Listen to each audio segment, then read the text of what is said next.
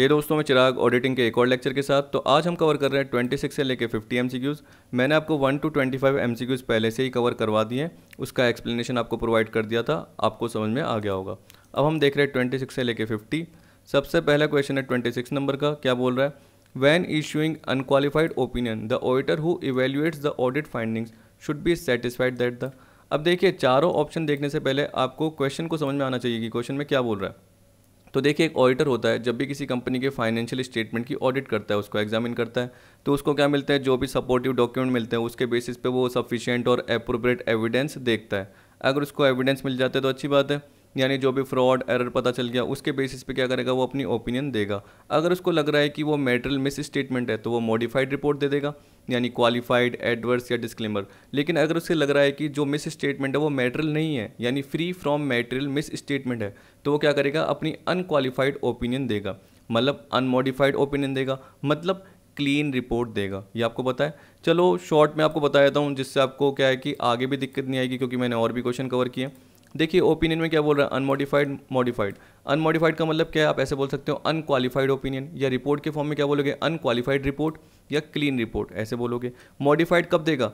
जब miss statement में मैटेरियलिटी का पार्ट है, यानी मैटेरियल मिस स्टेटमेंट है जो कि यूजर के डिसीजन को अफेक्ट कर सकता है। सिंपल सा पार्ट। तो इसका मतलब जब भी उसने फाइनेंशियल स्टेटमेंट चेक करे, किसने? ऑडिटर ने, और उसको कुछ ना कुछ गड़बड़ दिखी जो कि मैटेरियल मिस स्टेटमेंट का पार्ट है, तो उसके बेसिस पे क्या करेगा? वो अपनी ओपिनियन देगा। उसमें क्वालिफाइड देगा, डिस्क्लेमर दे सकता है, एडवर्स दे सकता है। ये पार्ट था, ठीक है। अब वो डिटेल पढ़ना है तो आप पढ़ सकते हो, मैं तो आपको शॉर्ट में बता रहा हूँ। अनक्वालिफाइड का बता देता हूँ जनरली आपको समझा के। तो देखिए, इसमें क्या बोलता है कि जो भी फाइनेंशियल स्टेटमेंट बनाए गए हैं वो जनरली क्या? एप्लीकेबल फाइनेंशियल रिपोर्टिंग फ्रेमवर्क के अकॉर्डिंग बनाए गए हैं। मतलब जो भी फाइनेंशियल स्टेटमेंट है वो क्या कर रहे हैं? कंपनी का ट्रू एंड फेयर व्यू दे रहे हैं। जनरली ये बताया था आपको। एप्लीकेबल फाइनेंशियल रिपोर्टिंग फ्रेमवर्क का मतलब क्या बताया था? एक तो जीपीएफ होता है, जनरल पर्पज फ्रेमवर्क, और एक होता है special purpose framework. Special purpose क्या है? कभी कभी कंपनीज को अलग से बनाना पड़ता है गवर्निंग बॉडीज़ के अकॉर्डिंग या लेजिस्लेचर के अकॉर्डिंग। इसी तरीके से कोई ऑथोराइज बॉडी है, उसने बोल दिया तो एक्स्ट्रा बनाना पड़ता है फाइनेंशियल स्टेटमेंट में, जैसे मैंने आपको बताया था। लेकिन जनरल पर्पज फ्रेमवर्क मतलब क्या हो गया? देखिए, सीधी सी बात है, जो भी स्टेटमेंट ऑफ फाइनेंशियल पोजीशन मतलब बैलेंस शीट बन रहा है, स्टेटमेंट ऑफ फाइनेंशियल परफॉर्मेंस मतलब पीएनएल बताया था मैंने आपको। इसके अलावा मैंने आपको बताया था statement of change in equity हो गया, नोट टू अकाउंट हो गया, कैश फ्लो स्टेटमेंट हो गया। वो क्या बन रहे हैं? कंपनी की अकाउंटिंग पॉलिसीज़ के अकॉर्डिंग बन रहे हैं, या जनरली एक्सेप्टेड अकाउंटिंग प्रिंसिपल है उसको फॉलो करके आपने बनाया है। Ind AS, Indian accounting standard जो भी प्रोवाइड किए गए उसके अकॉर्डिंग बन रहे हैं, तो वो ट्रू एंड फेयर व्यू देंगे ही देंगे। और ऑडिटर ने अपनी ओपिनियन क्या दे दी कि क्लीन रिपोर्ट है। यहाँ पे जो भी मिस स्टेटमेंट अगर आ भी रहा है तो वो मैटेरियल नहीं है, वो free from material miss statement है। सीधी सी बात। यानी नॉर्मल ऐसे समझिए कि अगर अकाउंट्स में एरर भी आ रहे हैं तो उससे यूज़र के डिसीजन पे कोई फ़र्क नहीं पड़ेगा, यानी यूज़र्स को कुछ भी लॉस नहीं होगा उस पर्टिकुलर एरर के बेसिस पे। हाँ, और वजह से हो सकता होगा क्योंकि वो तो अपनी ओपिनियन दे रहा है, बाद में कंपनी डूब जाए उसका थोड़ी कुछ करना है, क्योंकि ऑडिटर ने तो अपनी ओपिनियन दी है। लेकिन जनरली जो भी उसको एरर पता चला है वो क्या बोल रहा है कि वो मैटेरियल नहीं है, वो इमैटेरियल है। इसी के बेसिस पे वो क्या कर रहा है? वो अपनी क्लीन रिपोर्ट दे रहा है, क्योंकि अगर मैटेरियल होगा तो वो रिपोर्ट को मॉडिफाइड कर देगा और उस बेसिस पे क्या करेगा?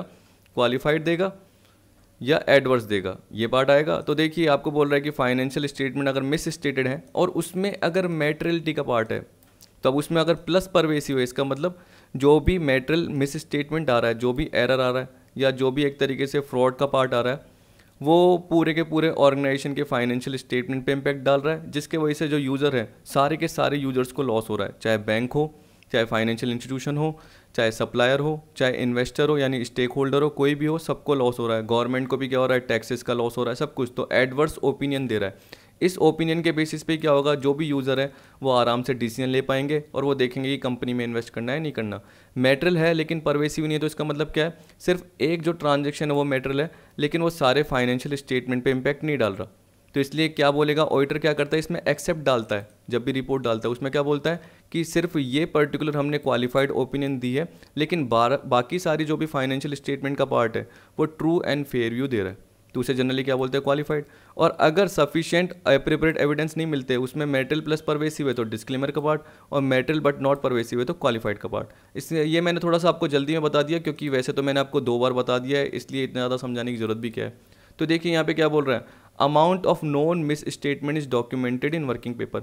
अगर ये बताइए कि आपने अपने वर्किंग पेपर में, आप ऑडिटर हो, वर्किंग पेपर में जो भी मिस स्टेटमेंट है उसका अमाउंट लिख लिया, तो उससे क्या आप अपनी अनक्वालिफाइड ओपिनियन दोगे कि नहीं? आप किसके बेसिस पे देखोगे कि वो इमेटेरियल मिस स्टेटमेंट होना चाहिए, मतलब free from material miss statement की बात कर रहे हैं कि उसमें मेटेरियलिटी का लेवल क्या है, कम है। तो इसलिए ये ऑप्शन तो होगा नहीं आपका, आपको पता है। अब अगला देखिए क्या बोल रहा है, estimates of total likely miss statement is less than materiality level. तो यही तो जनरली क्या होगा, इमेटेरियल का पार्ट होगा, और हम बोल सकते हैं कि इसी के बेसिस पे अनक्वालिफाइड यानी क्लीन रिपोर्ट आई होगी। तो यहाँ पे हम बोलेंगे बी ठीक है। देख लीजिए, ढंग से पढ़ लीजिए, estimates of total likely miss statement is less than materiality level. तो इसका मतलब क्या है, वो इमेटेरियल पार्ट है। इमेटेरियल तो इसका मतलब क्या है, उसका इम्पैक्ट यूजर्स पे पड़ेगा ही नहीं, यूजर्स को लॉस होगा ही नहीं। तो उस बेसिस पे क्या होगा, ऑडिटर अपनी रिपोर्ट दे रहा है क्वालिफाइड, वो अनक्वालिफाइड, यानी कहने का मतलब अनमोडिफाइड यानी क्लीन रिपोर्ट दे रहा है। अब सी पार्ट देखिए क्या बोल रहा है, estimate of total likely miss statement is more than material level. तो इसका मतलब क्या, ये तो गलती है, क्योंकि इसमें जो है मेटेरियल मिस स्टेटमेंट की बात कर रहा है। डी में क्या बोल रहा है, estimates of the total likely miss statement can not be made. तो इसका तो कोई लेना देना ही नहीं है, तो हम क्या बोलेंगे 26 का क्या होगा आपका, बी होगा। अब देखिए 27 में क्या बोल रहा है, विच of the following is not true about opinion on financial statement. अब देखिए बोल रहा है कि जब भी ऑडिटर क्या कर रहा है, फाइनेंशियल स्टेटमेंट में अपनी ओपिनियन दे रहा है, तो इसमें कौन सा ट्रू नहीं है। The auditor should express an opinion on financial statements, बिल्कुल ठीक, ये तो आपको शुरू से ही पता है। His opinion is no guarantee to future viability of business. मैंने लास्ट वीडियो में आपको बताया था कि कोई वो इंश्योर नहीं है, वो गारंटी नहीं देता किसी भी पर्टिकुलर चीज़ की, वो तो अपनी ओपिनियन दे रहा है। तो उसने क्या करा होगा, अपनी रीजनेबल स्किल का और केयर का यूज़ किया होगा। जो भी एश्योरेंस है उसके बेसिस उसने रीजनेबल एश्योरेंस अपनाई होगी, उसने सफिशिएंट एंड एप्रोप्रिएट एविडेंस का यूज़ किया होगा, उसके बेसिस पे अपनी ओपिनियन दी है। लेकिन वो कभी भी गारंटी नहीं देता कि बिजनेस आगे चलेगा या नहीं चलेगा, या बिजनेस कैसे ऑपरेट करेगा, उसकी गारंटी वो कभी नहीं दे सकता। तो ये भी बिल्कुल ठीक है, his opinion is no guarantee, तो ये भी ठीक, ये भी ठीक। जबकि हमें नॉट ट्रू पता करना है, he is responsible for detection and prevention of frauds and error in financial statement. अब देखिए ऑडिट का ऑब्जेक्टिव ये था कि फ्रॉड और एरर को एक तरीके से क्या करना है, जब भी एक ऑडिटर क्या करता है, ऑडिट करता है, तो वो क्या करता है, डिटेक्ट करता है और प्रिवेंट करता है। ऑडिट का ऑब्जेक्टिव है, लेकिन रेस्पॉन्सिबिलिटी थोड़ी उसकी, वो तो जनरली क्या कर रहा है, अपनी ओपिनियन दे रहा है। जितने उसको एविडेंस मिले उसके बेसिस पे क्या कर दिया, उसने अपनी ओपिनियन दे दी रिपोर्ट में। अब बाद में क्या हुआ, बिजनेस में कुछ और फ्रॉड एरर पता चल गए, तो उसको रेस्पॉन्सिबल थोड़ी ठहराया जाएगा। अगर वो लापरवाह होता तो बात अलग है, वो लापरवाह नहीं है, उसने रीजनेबल स्किल और केयर का यूज़ किया। तो यहाँ पे बोल रहा है he is responsible for, responsibility नहीं है उसकी, उसको जो भी एविडेंस मिलेंगे उसके बेसिस पे वो काम करेगा। और इसके अलावा मैंने आपको एक केस भी बताया था कि वो क्या है, एक वॉच डॉग होता है ना कि ब्लड हाउंड। इसका मतलब क्या है, वो देखभाल करने वाला या भौंकने वाला कुत्ता है, ना कि काटने वाला कुत्ता है। तो जनरली वो बस क्या करेगा, जो भी उसको पर्टिकुलर मैनेजर क्या करेगा, डॉक्यूमेंट देगा, उसके बेसिस पे ट्रस्ट करके अगर वो देख लेगा, क्या पता, देखो मैंने ये भी बताया था कि स्टॉक जनरली क्या है, मैनेजर ने सर्टिफिकेट दे दिया स्टॉक से रिलेटेड कि स्टॉक सही है, उसके बेसिस पे उसने मान लिया ऑडिटर ने, लेकिन उसने फिजिकली वेरीफाई नहीं करा ऑडिटर ने।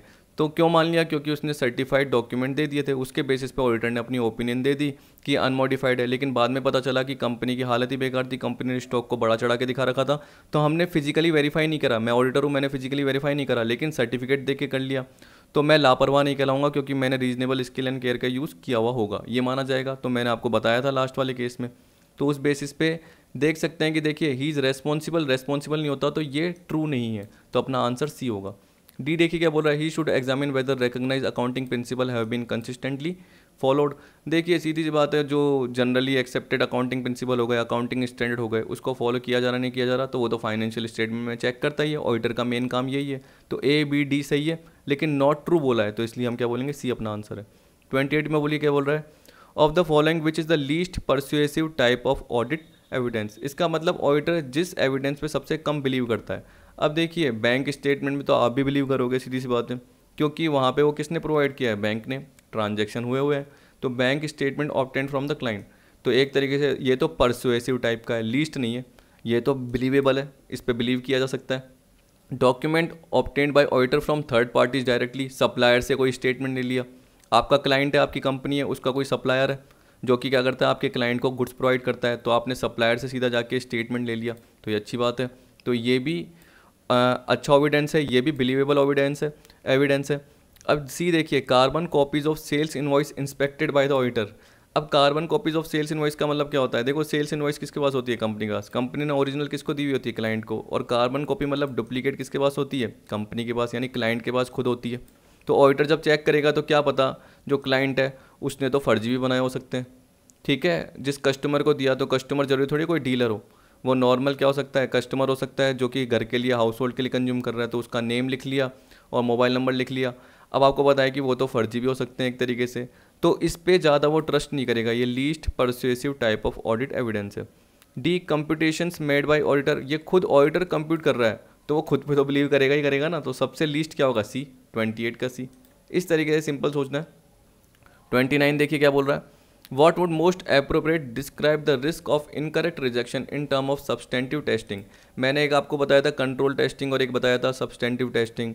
कंट्रोल में तो आपको पता चल रहा है कि जो इंटरनल कंट्रोल है वो प्रॉपर है या नहीं है, वो आपने जनरली देख लिया। अगर वो इंटरनल कंट्रोल मैनेजमेंट का अच्छा है तो आपको इतनी ज़्यादा सब्सटेंटिव टेस्टिंग करने की जरूरत नहीं होगी। सब्सटेंटिव मतलब क्या हो गया, आप मीनिंगफुल टेस्टिंग कर रहे हो, आप और ज़्यादा ऑब्जर्व कर रहे हो, और ज़्यादा एनालिटिकल टेस्टिंग कर रहे हो, और ज़्यादा चेकिंग कर रहे हो, जनरली ये पार्ट आ गया। तो ये बोल रहा है which what would most appropriately describe the risk of incorrect rejection. ठीक है, देखिए और आपको ये भी पता है कि सब्सटेंटिव टेस्टिंग की जब हम बात करते हैं तो हम क्या बोल रहे हैं, कोई मैटेरियल मिस स्टेटमेंट का पार्ट हमें लग रहा है, यानी फ्रॉड एरर का, तो उसको हम ढूंढ रहे हैं।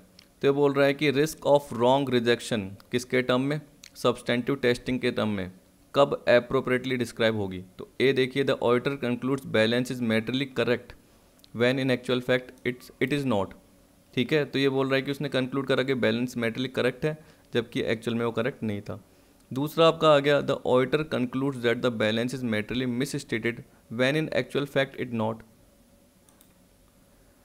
अब देखिए आप देख सकते हैं कि बी आपको दिख रहा है, क्योंकि यहाँ पे बोल दिया कि रिस्क ऑफ रॉन्ग रिजेक्शन क्या है कि जो पर्टिकुलर ऑडिटर है जब फाइनेंशियल स्टेटमेंट देख रहा है तो बोल रहा है कि इसको इंक्लूड नहीं करना है क्योंकि ये मैटेरियल मिस स्टेटेड है, उसने ये बोल दिया, जबकि रियल में ये है ही नहीं। तो ये रिस्क होगा एक तरीके से कि कभी कभी ऑडिटर क्या करता है, गलत कंक्लूड कर लेता है एविडेंसेस के बेसिस पे, जबकि क्या होता है कि वो मैटेरियल मिस स्टेटेड है ही नहीं, और उसने क्या मान लिया, उसको मैटेरियल मिस स्टेटेड मान लिया और उसके बेसिस पे उसको रिजेक्ट कर दिया पार्ट को, और अपनी रिपोर्ट में दे दिया जो भी पार्ट एडवर्स, जो भी रिपोर्ट दे दी क्वालिफाइड, किसके बेसिस क्वालिफाइड, एडवर्स, क्या पता उसे एविडेंस नहीं मिले पर मैटेरियल मिस स्टेटमेंट पता है उसको, तो उसके बेसिस पे उसने डिस्क्लेमर भी दे दिया। मैंने आपको बताया था unable to obtain sufficient and approved evidence, देखिए वो तो उसके ऊपर है मॉडिफाइड रिपोर्ट क्या दे रहा है, तो यहाँ पे हम बी बोलेंगे, ये ठीक है। The auditor has rejected an item for sample which was material, ये तो an item for sample, sample से रिलेटेड क्या करना, ठीक। तो यहाँ पे हम बोलेंगे सबसे पहला पार्ट है 29 का आपका बी। 30 देखिए, who out of the following can not be appointed as statutory auditor of the company. देखिए बोला अर्स्ट वाइल डायरेक्टर, मतलब जो पहले कोई डायरेक्टर था, लेकिन अभी थोड़ी है, हम क्या बोलते हैं करंट में जो डायरेक्टर ऑफिसर है कंपनी का वो स्टेचुटरी ऑडिटर नहीं बन सकता, कोई कंपनी नहीं बन सकती, आपको पता है जनरली ये बोल रहा है। फॉर्म ये बनती है, ऑडिट फॉर्म होती है और इंडिविजुअल होते हैं, और जब आपने क्या वो एलिजिबिलिटी क्वालिफिकेशन डिसक्वालिफिकेशन का सेक्शन 141 देखा था तो वो जरूर देख लेना डिसक्वालिफिकेशन, उससे आपको पता चल जाएगा कि कौन अपॉइंट नहीं हो सकता। तो मैं यहाँ पे बता रहा हूँ कौन अपॉइंट नहीं होगा, इंटरनल ऑडिटर अपॉइंट नहीं होगा। Who out of the following can not be appointed as statutory auditor of the company, क्योंकि इंटरनल ऑडिटर जो है वो कंपनी का स्टाफ भी हो सकता है, तो मैंने क्या बताया कंपनी का ऑफिसर एम्प्लॉय क्या है स्टेचुटरी ऑडिटर नहीं बन सकता, तो internal auditor. Relative of A director, अब देखिए आपको भी पता है कि अर्स्टवाइल डायरेक्टर बन सकता है, रिलेटिव ऑफ ए डायरेक्टर बन सकता है, क्योंकि अगर आपने एक बार, चलो मैं डिस्क्वालिफिकेशन पार्ट आपको दिखाई देता हूँ, रिलेटिव ऑफ डायरेक्टर कहीं है ही नहीं, देख लेना। देखिए ये रहा, person not eligible for appointing as an auditor body corporate other than LLP an officer और एम्प्लॉय ऑफ ए कंपनी, तो आपको पता है कि इंटरनल ऑडिटर बन ही नहीं सकता।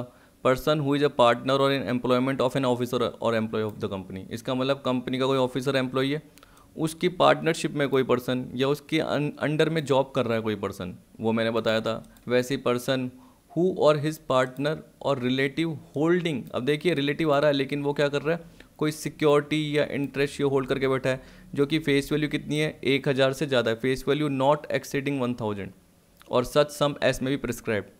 ठीक है, मैंने जो आपको 1 लाख समथिंग कुछ बताया था, वैसे ही indebted in excess of ₹5 lakh, given any guarantee or provide security in excess of 1 lakh.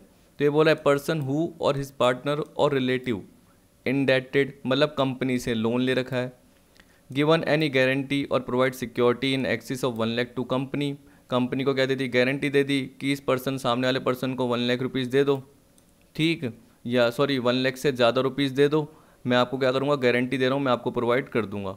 तो जनरली आप देख लीजिए रिलेटिव का केस कब आ रहा है, जब पर्टिकुलर क्या है कोई सिक्योरिटी होल्ड या कोई लोन का पार्ट आ गया या कोई सिक्योरिटी की गारंटी से रिलेटेड पार्ट आ गया, वैसे थोड़ी दे रखा है। तो नॉर्मल रिलेटिव तो बन सकता है ना, यहाँ पे तो सिक्योरिटी के केस में आ रहा है, तो रिलेटिव ऑफ ए डायरेक्टर वो जनरली क्या है, बन सकता है, तो हम क्या बोलेंगे, इंटरनल ऑडिटर नहीं बन सकता। 31, date on auditor's report should not be. अब देखिए बोल रहा है कि जो ऑडिटर की रिपोर्ट होती है, आपको ये भी पता होना चाहिए कि ऑडिटर रिपोर्ट कब देगा। सीधी सी बात है, जब फाइनेंशियल स्टेटमेंट बन गए होंगे 1 अप्रैल से लेके 31 मार्च, ये पार्ट, उसके बेसिस पे बाद में क्या होता है, कभी कभी सब्सीक्वेंट इवेंट भी पता चलते हैं, तो वो अगर अथॉरिटी ने मतलब मैनेजमेंट ने उसको इंक्लूड किया है नहीं किया, वो भी जनरली वो कवर करेगा अपनी ओपिनियन में। तो उसको ये होना चाहिए कि जब भी वो ऑडिट कर रहा है उससे पहले सारे के सारे मैटर क्या होने चाहिए, इंक्लूड हो जाने चाहिए किसमें, फाइनेंशियल स्टेटमेंट में, क्योंकि 1 अप्रैल से 31 मार्च के। अब मान के चलो कि 31 मई को कोई इन्फॉर्मेशन पता चली कंपनी को, तो कंपनी ने उसको पर्टिकुलर बैलेंस शीट में ऐड किया नहीं किया, क्योंकि ऑडिट रिपोर्ट में भी टाइम है। तो ये बोला date on audit report should not be the date of AGM later than the date on which the accounts are approved in board meeting, earlier than the date on which the accounts are approved by the management। तो जैसे ही management account approve करेगा उसके बाद की ही audit report होती है generally. तो यहाँ पे हम क्या बोलेंगे, should not be earlier than that the date on which the accounts are approved by the management. ठीक, देखिए इसका मतलब ये हुआ कि अगर सब्सीक्वेंट इवेंट आपको पता चल जाता है कब, बैलेंस शीट की रिपोर्टिंग डेट के बाद, आपको पता है 31 मार्च, उसके बाद सब्सीक्वेंट इवेंट क्या होता है, कंपनी को पता चल जाता है, कंपनी को वो रिपोर्ट करना पड़ेगा एक तरीके से, उसके बाद ही एक तरीके से ऑडिटर क्या करेगा, ढंग से रिपोर्ट दे पाएगा, अपनी ओपिनियन दे पाएगा। तो उसको सफिशिएंट और एप्रोप्रिएट ऑडिट एविडेंस चाहिए। तो वो क्या बोलेगा, जो भी सब्सीक्वेंट इवेंट मैनेजमेंट को मिल रहे हैं तो मैनेजमेंट पहले उसको कंसिडर कर ले, जैसे ही वो उसके बाद क्या करेंगे, साइन कर लेंगे, अकाउंट्स को अप्रूव कर लेंगे, उसके बाद क्या करूँगा, मैं अपनी ऑडिट कर लूँगा और उसके बेसिस पे ओपिनियन देने के बाद ऑडिट रिपोर्ट पे डेट पुट कर दूंगा और साइन पुट कर दूंगा कि कब मैंने ऑडिट की है।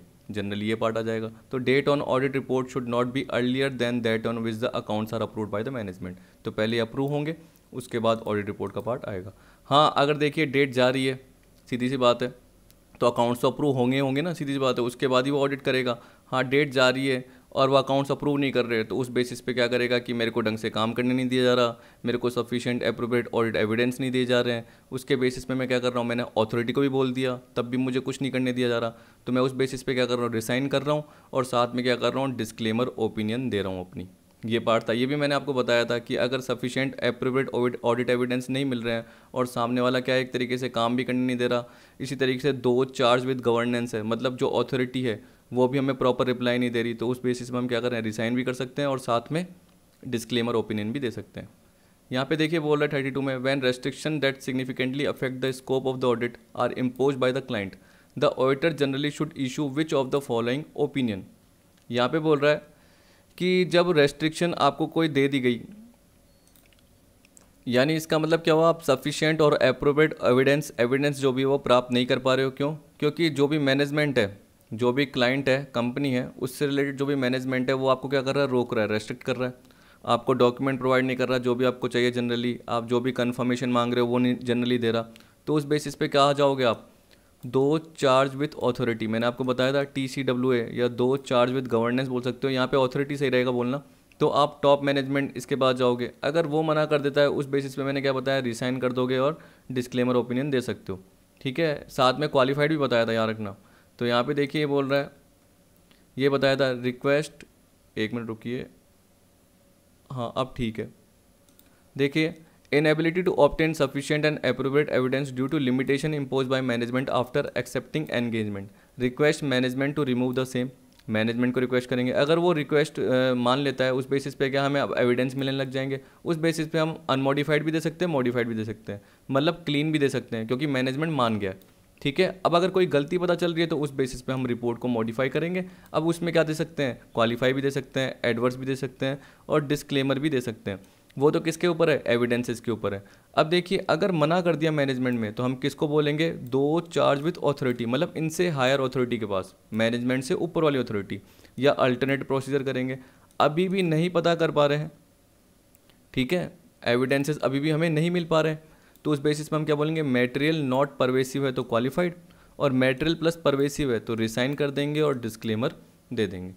ठीक है, अब ऐसा क्यों कर रहे हैं, क्योंकि हमने इनको बता दिया कि मैनेजमेंट हमें नहीं बता पा रहा, हमने अल्टरनेटिव प्रोसीजर किया है, अभी भी हमें एविडेंस नहीं मिल पा रहे हैं, तो उस बेसिस पे मटेरियल लेकिन परवेसिव नहीं है। हमें पता है कि मिस स्टेटमेंट है मटेरियल, लेकिन वो परवेसिव नहीं है तो क्वालिफाइड। तो जनरली क्या दोगे, ये बोल रहा है जनरली, तो जनरली जब भी ये लाइन आ गई ऑडिटर जनरली शुड इशू, तो क्वालिफाइड ओपिनियन आएगी, ठीक है। लेकिन जहाँ पे आपको क्वेश्चन में बोल देता कि उसने रिसाइन कर दिया, ठीक, और यहाँ पे आ गया कि मेटेरियल प्लस परवेसिव पार्ट है, तो रिसाइन कर दिया और डिस्क्लेमर का पार्ट आ जाएगा, ये याद रख लेना बस। तो यहाँ पे जो आएगा वो क्या आएगा, आपका क्वालिफाइड ओपिनियन का पार्ट आ जाएगा 32 का ये। 33, the auditor has serious concern about the going concern of the company. Auditor has serious concern, उसको लग रहा है कि कंपनी क्या है, आगे नहीं चलेगी, कंपनी बंद भी हो सकती है। It is dependent on the company's obtaining a working capital loan from a bank which has been applied for. Company ने बैंक को अप्लाई कर रखा है जिससे कंपनी को वर्किंग कैपिटल लोन मिल जाएगा, कंपनी ये मान रही है, ठीक है, और कंपनी की गोइंग कंसर्न इम्फेक्ट नहीं होगी, कंपनी ये बोल रही है। तो ये किस पे डिपेंड है कि अगर कंपनी को बैंक से वर्किंग कैपिटल लोन मिल जाता है। Management of the company has made full disclosure of these facts in the notes to the balance sheet, यानी बता दिया तो जो यूजर है वो आराम से चेक कर पाएंगे। The auditor is satisfied with the level of disclosure, auditor satisfied है। अब देखिए ऑडिटर अगर सेटिस्फाइड है तो फालतू के लिए मॉडिफाइड करेगा ही क्यों, वो तो सीधी सी बात है, क्या देगा, अनक्वालिफाइड देगा। क्या देगा, अब वो अनक्वालिफाइड ओपिनियन देगा with reference to notes to account. तो वो अनक्वालिफाइड ओपिनियन देगा किसके रेफरेंस में, नोट्स टू अकाउंट्स के रेफरेंस में, with reference to notes to the accounts. तो यहाँ पे 33 में क्या आएगा, बी आएगा कि अनक्वालिफाइड दे रहा है किसके रेफरेंस में, नोट्स टू द अकाउंट्स के रेफरेंस में, कि कंपनी ने जनरली क्या करा है, इसको डिस्क्लोज कर दिया है कि कंपनी को बैंक से क्या हो जाएगा, वर्किंग कैपिटल लोन हो जाएगा, तो उसकी गोइंग कंसर्न अफेक्ट नहीं होगी, इसका मतलब वो आगे भी चलती रहेगी। तो कंपनी ने नीचे डिस्क्लोजर में यानी नोट्स अकाउंट में बता दिया है कि हमें वर्किंग कैपिटल लोन मिलने वाला है, हमने बैंक के लिए बैंक से क्या कर रखा है, अप्लाई कर रखा है, और ऑडिटर भी सेटिस्फाई हो गया, तो अनक्वालिफाइड ही होगी ओपिनियन, तो बी आंसर होगा, ठीक है। अब 34 देखिए, the client change method of depreciation from straight line to WDV, ठीक, this has been disclosed as a notes to the financial statement, ठीक। अब देखिए क्लाइंट ने दिखा दिया, अच्छी बात है। It has an immaterial effect आ गया on the current financial statement. अब ये बोल रहा है कि इसका कोई इमेटेरियल इफेक्ट है करंट फाइनेंशियल स्टेटमेंट में, इसका मतलब यूजर का डिसीजन अफेक्ट नहीं होगा। It is expected however that the change will have a significant effect on future period, which of the following option should be auditor express. अब देखिए मैंने क्या बताया, ऑडिटर कभी भी फ्यूचर की वायबिलिटी की बात नहीं करता, हमने ऊपर भी देखा था, चाहे आप देख सकते हैं सेकंड वाले में, ये सब बताने पड़ते हैं। देखिए टिपिकल पार्ट है, कहाँ गया, ये रहा 27, his opinion is no guarantee to future viability of business, क्योंकि वो अभी करंट के फॉर्म में ओपिनियन दे रहा है कि अभी जो पिछली बार जो बैलेंस शीट बनी हुई है, P&L बना हुआ है, उसके बेसिस पे ओपिनियन दे रहा है, न कि फ्यूचर की बैलेंस शीट के बेसिस पे, फ्यूचर की P&L के बेसिस पे। तो वो क्या है, जब फ्यूचर में होगा पार्ट और जब फ्यूचर में बैलेंस शीट बनेगी उस वक्त वो होगा, उस वक्त उसको ऑडिटर के फॉर्म में अपॉइंट किया होगा, तब जाके वो क्या करेगा, अपनी रिपोर्ट देगा, सीधी सी बात है। तो अभी के बेसिस पे दे रहा है तो वो फ्यूचर का कभी भी पता नहीं कर सकता। तो बोल रहा है it is expected however that the changes will have a significant effect on future period, ये माना जा रहा है। विच of the following option should the auditor express. अब ऑडिटर को तो लग रहा है ना कि इमेटेरियल इफेक्ट है, तो वो तो अभी के बेसिस पे कौन सी देगा, अभी के बेसिस पे वो अनक्वालिफाइड ओपिनियन देगा। समझ गए ना क्यों, क्योंकि ये बोल रहा है कि इमेटेरियल इफेक्ट है on the current financial statement, users को कोई भी इम्पैक्ट नहीं पड़ेगा, फ्यूचर में पड़ेगा तो फ्यूचर में जब भी ऑडिट होगी उसके बेसिस पे तब वो ओपिनियन देगा, तब देखेंगे। अभी तो क्या देखेंगे, अनक्वालिफाइड ओपिनियन का पार्ट देखेंगे, क्योंकि वो फ्यूचर की गारंटी नहीं देता, ठीक। 35, which of the following document is not relevant for vouching cash sales. आप देखिए इसमें सबसे पहले क्या है, डेली कैश सेल समरी। तो आपको पता है कि इस बेसिस पे तो वाउचिंग होती है, डेली कैश सेल समरी, तो ये तो होना चाहिए। सेल्समैन समरी, सेल्समैन ने कितनी सेल करी है कैश से रिलेटेड, क्रेडिट से रिलेटेड, तो उस समरी के थ्रू पता चल जाएगा कि कितना कैश का पार्ट है। Monthly statement send to customer, देखिए ये तो क्या है, एक तरीके से उसको इन्फॉर्म करने का पार्ट है, किसको, कस्टमर को, कि आपका अमाउंट ड्यू हो चुका है, आपने नहीं दिया, ठीक है। लेट पेमेंट हो गई है, लेट पेमेंट की ड्यू डेट हो गई है, वो आपने क्या अभी तक अमाउंट पे नहीं करा, तो आप पे हम क्या करेंगे, अभी आपको 5 दिन 10 दिन और दे रहे हैं जनरली, ये लिख लेंगे जनरली स्टेटमेंट में, नीचे लिख के दे देंगे कि हम आपको 5 दिन 10 दिन जनरली दे रहे हैं, अगर आप नहीं पे करते हो तो उस पर इंटरेस्ट का पार्ट आपका लगेगा। तो यहाँ पे तो ड्यू अमाउंट के लिए एक तरीके से कि अभी तक हमें नहीं मिला, जबकि हम किसकी बात कर रहे हैं, कैश सेल की बात कर रहे हैं। तो सेल्समैन समरी से तो कैश सेल पता चल जाएगी, आपको भी पता है। डेली कैश सेल समरी, उसके थ्रू भी आपको पता चल जाएगा, वाउच कर लोगे, लेकिन इसके थ्रू थोड़ी पता चलेगा, तो हम क्या बोलेंगे, ये डॉक्यूमेंट रेलिवेंट नहीं है। बैंक स्टेटमेंट से पता चल जाएगा, क्योंकि कैश सेल का मतलब ये थोड़ी था कैश की बात करते हैं, हमें पता है कि जब हमें चेक मिला तो उसको हमने कहाँ जमा कराया, बैंक में जमा कराया, तो वो भी तो कैश सेल का पार्ट ही है, ठीक है। तो यहाँ पे हमें A B D सही है। ये बोल रहा है following document is not relevant, तो हम क्या बोलेंगे 35 का आएगा सी, ये रेलिवेंट नहीं होता। 36 what is meant by negative assurance. देखिए क्या होता है, एक पॉजिटिव एश्योरेंस होता है और एक नेगेटिव एश्योरेंस होता है। एश्योरेंस मतलब क्या होता है, एक तरीके से उसको आश्वासन मिल रहा है, ठीक है ना। आश्वासन मतलब क्या हो गया कि उसको ये पता चल रहा है कि यार यहाँ पे कोई एक तरीके से फ्रॉड का पार्ट नहीं है, एरर का पार्ट नहीं है। पर दो टाइप के हो गए ना, एक तो पॉजिटिव और नेगेटिव, तो इसमें क्या फ़र्क होता है। देखिए पॉजिटिव एश्योरेंस का मतलब ये हो गया कि जो भी उसको प्रूफ मिल रहे हैं, जितने भी फैक्ट्स उसने देखे, जितने भी उसने डॉक्यूमेंट्री एविडेंस देखे, जो भी पार्ट है, तो वो एविडेंस क्या है, प्रॉपर स्ट्रॉन्गर है, पूरे के पूरे फुल प्रूफ हैं, उसको पता है कि बिल्कुल सही है। उसके बेसिस पे क्या कर सकता है, वो आराम से ओपिनियन दे सकता है, ठीक है। यानी जिससे वो अपने फाइनेंशियल स्टेटमेंट का ट्रू एंड फेयर व्यू दे सकता है। कौन, यानी उस पर ओपिनियन दे सकता है कौन, ऑडिटर। ऑडिटर एश्योर हो रहा है प्रॉपर फुल, उसके पास पूरा का पूरा प्रूफ है, एविडेंस क्या है, स्ट्रॉन्गर है, उसे क्या बोलेंगे, पॉजिटिव। लेकिन नेगेटिव में क्या होता है, ऑडिटर बिलीव कर रहा है कि एविडेंस एक्यूरेट होंगे क्योंकि कोई कॉन्ट्ररी एविडेंस नहीं मिला। अब वो बिलीव कर रहा है कि मेरे को जो भी एविडेंस मिला है वो सही होगा क्योंकि मुझे इसके अपोजिट कोई एविडेंस नहीं मिला, कि मुझे इसके अपोजिट कोई फ्रॉड और एरर नहीं मिला, तो वो बिलीव कर रहा है। जबकि पॉजिटिव में क्या है, फुल प्रूफ पहले से ही पता है, ठीक है, जो भी एविडेंस है वो पूरे स्ट्रॉन्गर एविडेंस है, वो स्ट्रॉन्गेस्ट एविडेंस है और पूरे के पूरे ट्रू एंड फेयर व्यू दे रहे हैं, मतलब उसके अपोजिट कुछ होगा ही नहीं। लेकिन यहाँ पे जनरली क्या बोल रहे हैं, बिलीव कर रहा है वो कि फ्रॉड नहीं होगा, कोई वायलेशन नहीं होगा, कॉन्ट्ररी कोई भी एविडेंस नहीं मिलेगा। उसके बेसिस पे बिलीव करते हुए क्या बोल रहा है कि जो भी एविडेंस मिले वो सही होंगे। तो यहाँ पे देखिए ये बोल रहा है what is mean by negative assurance, the auditor can not give an opinion due to lack of evidence. ये गलत है क्योंकि उसको एविडेंस तो मिला होगा, लेकिन वो साथ में क्या बोल रहा है कि इसके अलावा कोई कॉन्ट्ररी एविडेंस होगा ही नहीं, वो ये बिलीव कर रहा है, यानी कोई फ्रॉड नहीं होगा, कोई वायलेशन नहीं होगा, ये बिलीव कर रहा है। The client's financial statement were found to be materially misstated, the auditors could not conduct any test due to lack of control. फिर बोल रहा है the auditor did not find anything to indicate that a material misstatement exist, मतलब कोई fraud या error या कोई violation का पार्ट है, वो इसको इंडिकेशन का पार्ट नहीं मिल रहा। तो जनरली वो क्या बोल रहा है कि जो भी मुझे एविडेंस मिले हैं उसके बेसिस पे मैं अपनी ओपिनियन दे रहा हूँ, और मैं ये भी मान के चल रहा हूँ या बिलीव कर रहा हूँ कि मुझे कोई कॉन्ट्राडिक्टरी एविडेंस नहीं मिला, कोई मटेरियल मिस स्टेटमेंट का पार्ट नहीं मिल रहा है। तो वो इंडिकेट हो गया एक तरीके से उसको, तो वो बिलीव कर रहा है। तो उस केस में क्या बोलेंगे, 36 का डी होगा। The auditor did not find anything to indicate that a material misstatement exist, ठीक है, इसे बोलते हैं negative assurance. 37 which of the following does not belong in the auditor report, introductory paragraph specifying the pages to which the report relates and the accounting convention adopted. ये तो सबसे पहले आता ही है। Basis of the opinion, opinion का basis क्या है कि हमने जो भी अनमोडिफाइड या मॉडिफाइड ओपिनियन दी है, क्वालिफाइड अनक्वालिफाइड एडवर्स डिस्क्लेमर जो भी दिए हैं। इन्वॉल्वमेंट ऑफ एनी स्पेशलिस्ट, जब मैंने कंटेंट बताया था उसमें कहीं नहीं बताया था तो इसकी ज़रूरत ही नहीं है। हाँ, मैनेजमेंट की रेस्पॉन्सिबिलिटी बताई थी, ऑडिटर की रेस्पॉन्सिबिलिटी बताई थी, तो देखिए statement of responsibility of directors, management बोल दीजिए, एंड ऑडिटर्स। तो इसका मतलब ये भी आएगा, ये भी कंटेंट का पार्ट है, ये भी ऑडिट रिपोर्ट के कंटेंट का पार्ट है, लेकिन ये नहीं है। तो क्या बोल रहा है, फॉलोइंग डज नॉट, तो 37 का क्या होगा, सी, ठीक। अब 38 देखिए, you have been proposed as a auditor of company, what is the first step that you should take. आप एक कंपनी के ऑडिटर के फॉर्म में प्रपोज हो अपॉइंट होना, तो सबसे पहले क्या करोगे, आप पुराने जो एग्जिस्टिंग ऑडिटर है, जो एग्जिस्टिंग आपको पता है ना, प्रपोज ऐसे ऑडिटर ऑफ कंपनी, तो आप एग्जिस्टिंग ऑडिटर से एक तरीके से क्या, ऑडिटर से क्या करोगे, परमिशन लोगे, उससे कम्युनिकेट करोगे और उससे क्या करोगे, परमिशन लोगे, उसके बाद ही क्या करोगे, आगे का काम करोगे। तो ये बोल रहा है obtain the client's permission to communicate with the existing auditor. मैंने थोड़ा गलत बोल दिया, मुझे ऐसा बोलना चाहिए था कि आप कंपनी की परमिशन लोगे एग्जिस्टिंग ऑडिटर से कम्युनिकेट करने के लिए। किसकी, आप कंपनी की यानी क्लाइंट की परमिशन लोगे। जो भी प्रपोज्ड ऑडिटर है वो क्या करेगा, कंपनी की परमिशन लेगा, जिस भी कंपनी में ऑडिटर के फॉर्म में अपॉइंट होने वाला है, तो वो क्या लेगा परमिशन कि मुझे एग्जिस्टिंग ऑडिटर से कम्युनिकेट करना है और कुछ इन्फॉर्मेशन चाहिए पर्टिकुलर जो भी उसने ऑडिट की है, क्योंकि उसी के बेसिस पे क्या करेगा, आगे वो रेलिवेंट ओपिनियन अपनी दे पाएगा बाद में।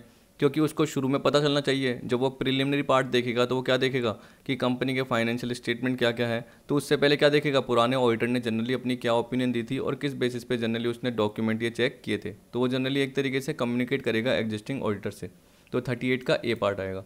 39 management auditor should be well versed with management by exception, management by objective, principle of delegation of authority, all of the above. देखिए सीधी सी बात है, मैनेजमेंट ऑडिट मैंने क्या बताया कि जनरली जो मैनेजमेंट ऑडिटर है वो मैनेजमेंट की एफिशिएंसी की बात कर रहा है, मैनेजमेंट पॉलिसीज़, प्लान, ऑब्जेक्टिव उनको फॉलो किया गया है नहीं किया गया, तो उस बेसिस पे क्या देखेगा कि मैनेजमेंट बाय ऑब्जेक्टिव फॉलो हो रहा है नहीं हो रहा, मैनेजमेंट बाय एक्सेप्शन। अब देखिए डिटेल पार्ट आपको मैंने वैसे बता दिया है, फिर भी अगर आपको देखना है तो BM एंड HRM वाले पार्ट में पूरा का पूरा ये है कि इसका मतलब क्या है, डेलीगेशन ऑफ अथॉरिटी पूरा का पूरा इसका मतलब क्या है।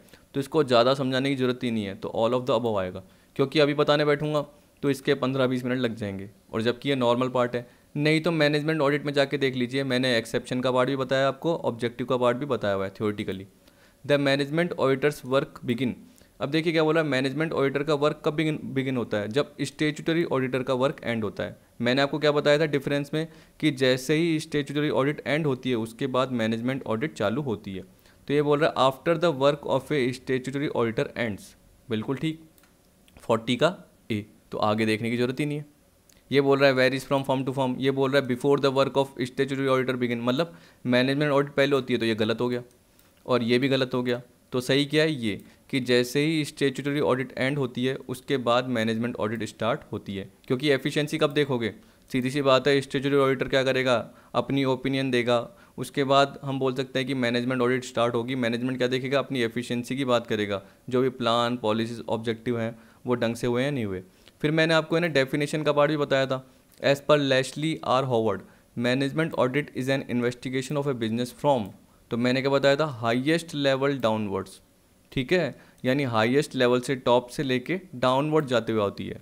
तो ये बोल रहा from the highest level downwards in order to ascertain whether sound management prevail throughout, ठीक है। तो ऊपर से नीचे जाती है जिससे ये देखना कि साउंड मैनेजमेंट है या नहीं है, तो ऑडिटर यही चेक कर रहा है।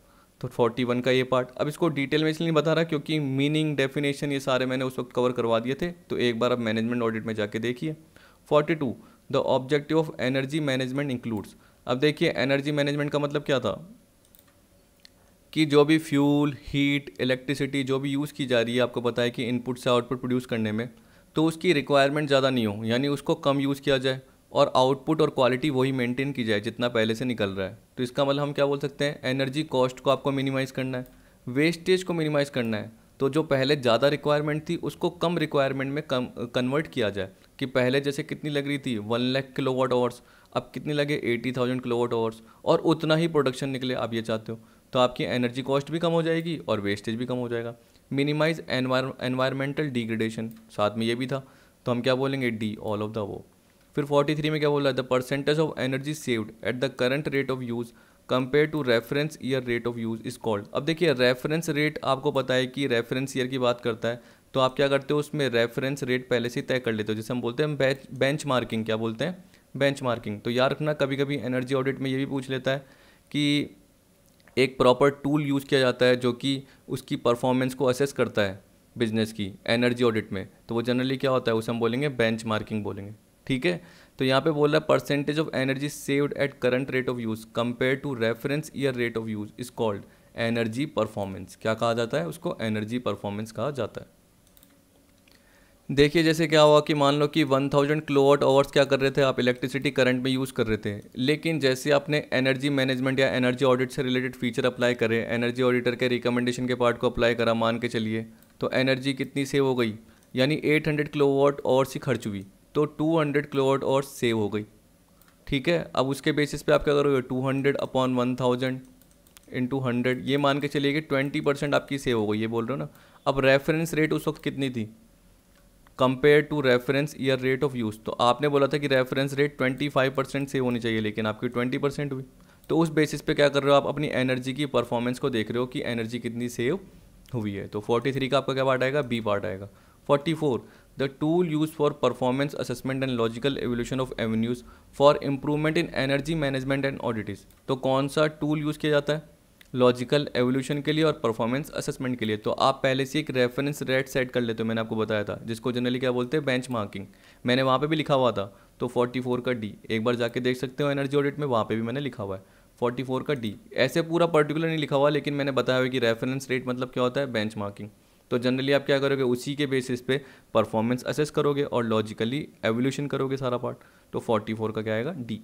45 an auditor is a watchdog but not a bloodhound, this statement has been given in decision of which case. जैसे मैंने आपको बताया था कि इसमें था किंगस्टन कॉटन मिल्स केस में, जिसमें मैनेजमेंट ऑडिटर को एक तरीके से क्या है, उसके ऊपर क्लेम किया गया था कि वो लापरवाह हुआ है, जबकि वो रियल में लापरवाह नहीं था। उसने तो मैनेजमेंट जो भी स्टाफ है एक तरीके से बोल सकते हैं उस पर ट्रस्ट किया था, उनके सर्टिफिकेट के बेसिस पे स्टॉक को अप्रूव कर दिया, ठीक है। जबकि रियल में फिजिकली जाके अगर वो चेक करता तो उसको पता चलता कि स्टॉक था ही नहीं, लेकिन उसने सर्टिफिकेट देख के अप्रूव कर लिया।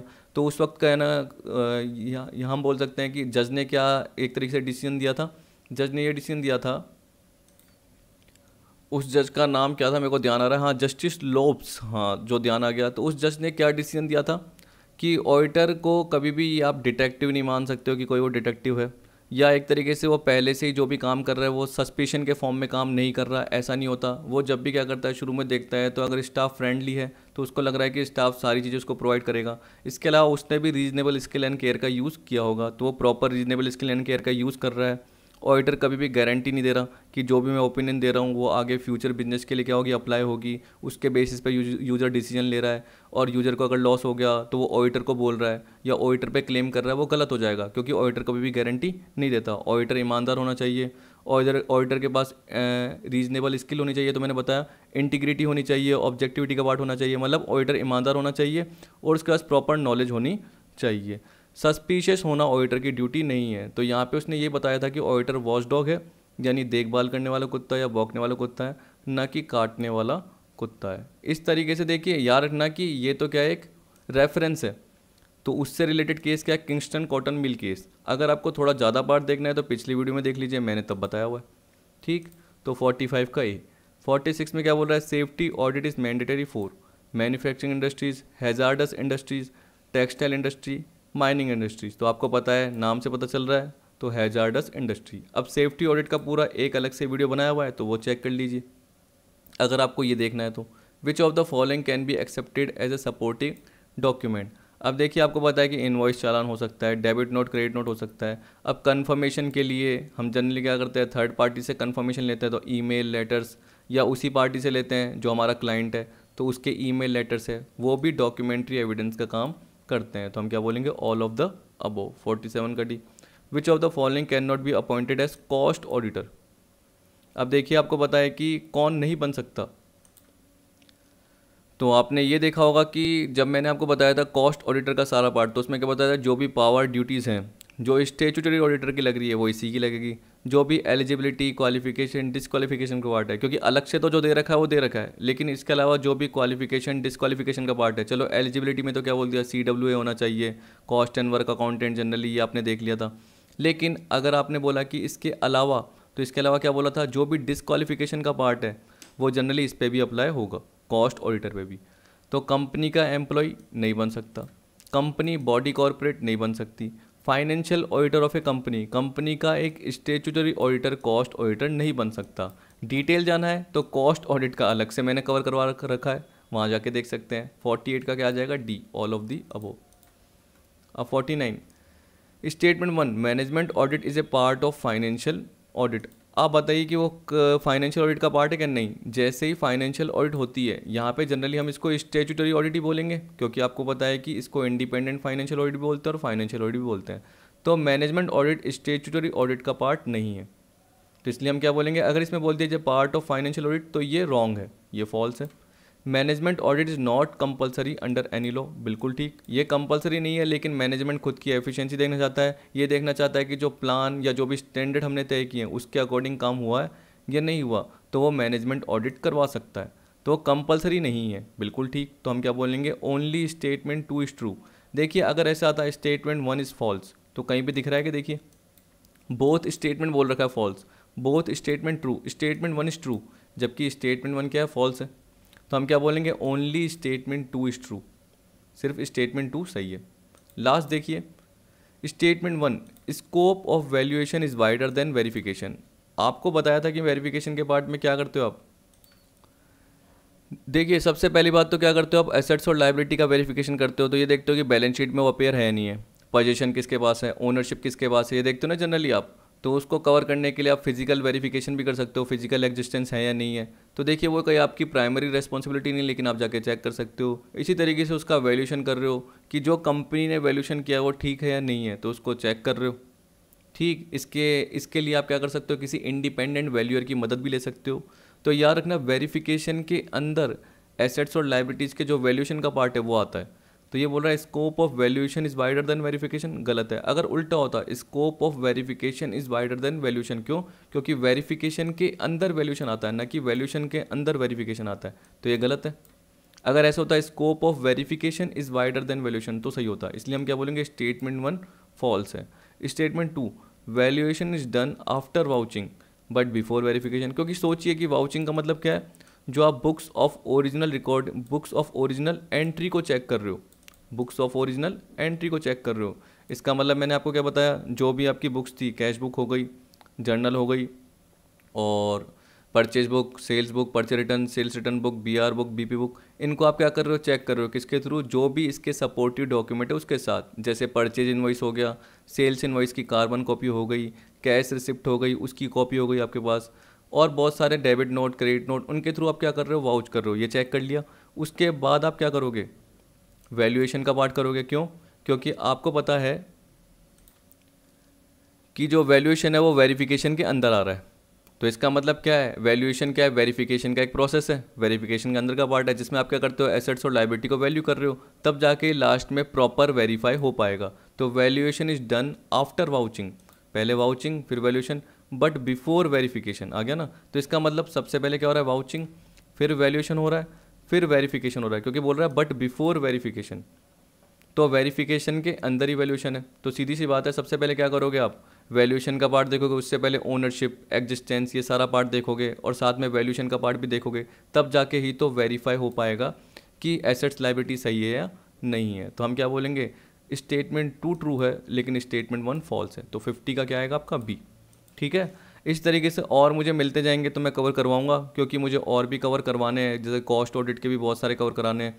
तो अभी तो मैंने आपको 50 क्वेश्चन कवर कराएं, और भी ज़्यादा मिलेंगे और भी कवर करते रहेंगे। लेकिन अब तो अगली यूनिट आपकी स्टार्ट हो जाएगी, तो वो अगली यूनिट को भी प्रॉपर देखिएगा, और जो भी दिक्कत होती है वो ज़रूर मेरे से पूछ लीजिएगा। देखिए क्या होता है कि 3-4 जने जनरली क्या करते हैं, पूछते हैं इंडिविजुअली, और कोई पूछता नहीं है। तो या तो क्या है कि आपको पूरा का पूरा क्लियर हो रहा है, या आपके मन में कोई डाउट नहीं है, ये हो सकता है ना। और अगर डाउट भी है तो आप क्या करते हो, सोचते हो बाद में पूछ लेंगे, बाद में पूछोगे तो वो भूल जाते हो आपकी क्या पूछना था। इसलिए जो भी आपको डाउट हो रहा है वो उस वक्त पूछ लीजिए, जो भी दिक्कत होती है। जैसे मेरे से अराउंड टोटल मिला के, जैसे मान के चलिए कि अभी की बात कर रहा हूँ तो 50-60 हैं, उसमें से 3-4 लोग ही पूछते हैं, 3-4 मेंबर ही पूछते हैं, उससे ज़्यादा कोई पूछता ही नहीं है। तो ज़रूर पूछिए जो भी आपको दिक्कत हो रही है। तो वीडियो देखने के लिए थैंक यू।